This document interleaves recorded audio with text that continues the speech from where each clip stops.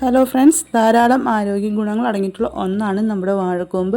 അപ്പോൾ വാഴക്കൂമ്പും മുതിരയും വെച്ചിട്ടുള്ള ഒരു റെസിപ്പിയാണ് നമ്മൾ തയ്യാറാക്കിയെടുക്കാൻ പോകുന്നത്. This is Dhanya Soni and welcome to our Dhanya's world. അപ്പോൾ ഞാനിവിടെ മുതിര വാങ്ങിച്ചിട്ടുണ്ട്.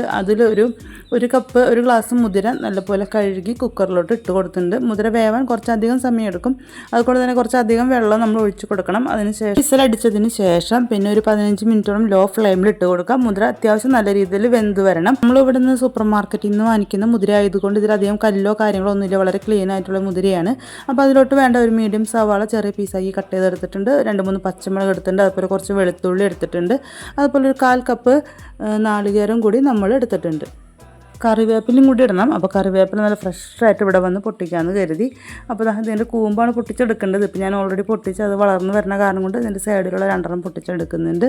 നമ്മൾ വാഴക്കൂമ്പ് ഇതാ നല്ല പോലെ 2-3 പോള പൊളിച്ച് കളഞ്ഞിട്ട് കഴുകി വൃത്തിയാക്കി കട്ട് ചെയ്ത് എടുത്ത് മാറ്റി വെച്ചിട്ടുണ്ട്.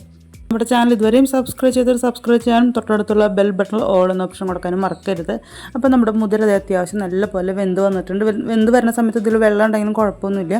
അപ്പോൾ നല്ലപോലെ വെന്ത് വന്നിട്ടുണ്ട്. ഇതിലോട്ട് നമുക്ക് കട്ട് ചെയ്ത് വെച്ചിരിക്കുന്ന നമ്മുടെ സവാള, പച്ചമുളക്, അതുപോലെ വെളുത്തുള്ളി, കറിവേപ്പില എല്ലാം ഇട്ട് കൊടുക്കാം. നാളികേരം കൂടി ഇട്ട് കൊടുക്കുന്നുണ്ട്. പിന്നെ നമ്മൾ കട്ട് ചെയ്ത് വെച്ചിരിക്കുന്ന നമ്മുടെ വാഴക്കൊപ്പരയും കൂടി ഇട്ട് കൊടുക്കാം.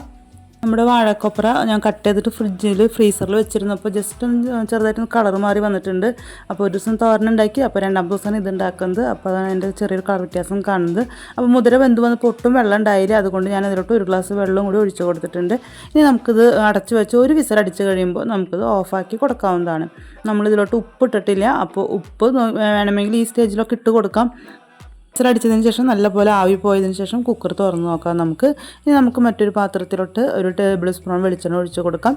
1 ടീസ്പൂണോളം കടുക് ഇട്ട് നല്ലപോലെ ഒന്ന് പൊട്ടിച്ചെടുക്കാം. ഓഫാക്കിയതിന് ശേഷം ഇതിലോട്ട് 1/4 ടീസ്പൂണോളം മഞ്ഞൾപ്പൊടി ഇട്ട് കൊടുക്കുന്നുണ്ട്.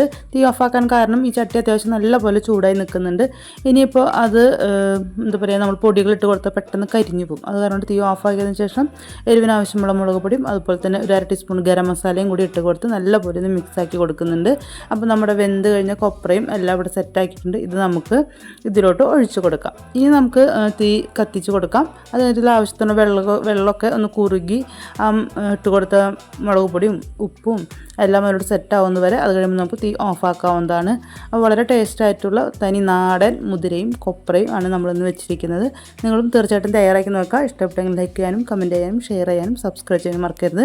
ഇതൊരു വീഡിയോ കൊണ്ട് സപ്പോർട്ട് ചെയ്ത എല്ലാവർക്കും താങ്ക് യു. മറ്റു വീണ്ടും വരാം. Okay, bye. Thank U.